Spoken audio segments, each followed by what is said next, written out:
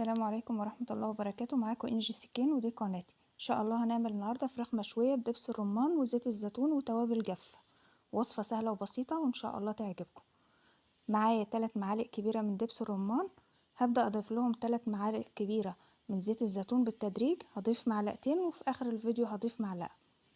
وهبدا اضيف بعد كده معلقتين من عصير الليمون ومعلقه كبيره من صلصه الطماطم الجاهزه،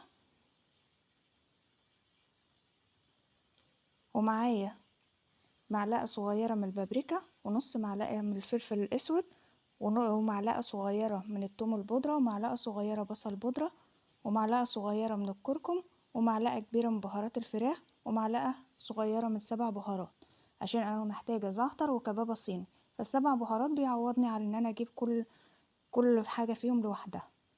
هبدأ أخلطهم كلهم مع بعض.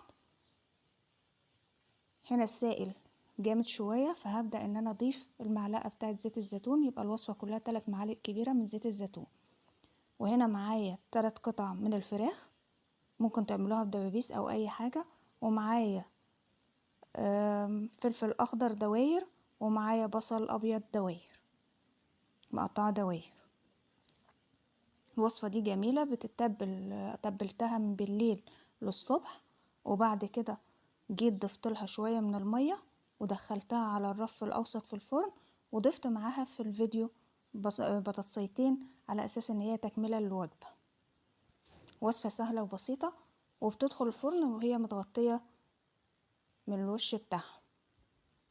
بعد كده بنشيل، لما بتستوي بنبدأ نشيل ونديلها الشكل بتاعها من فوق، التحميرة اللي احنا محتاجينها. وصفة سهلة وجميلة. طبعا بنزود لها شوية مية دافيين قبل ما تدخل الفرن.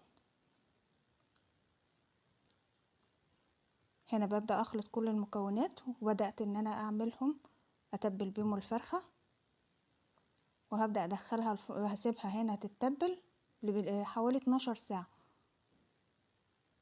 كل ما بتفضل في التتبيلة كل ما بتكون اجمل. وصفة جميلة جدا. ممكن تضيفي لها بطاطس لو انت حابة، بتبقى زي المشوية او ما تضيفيش عادي.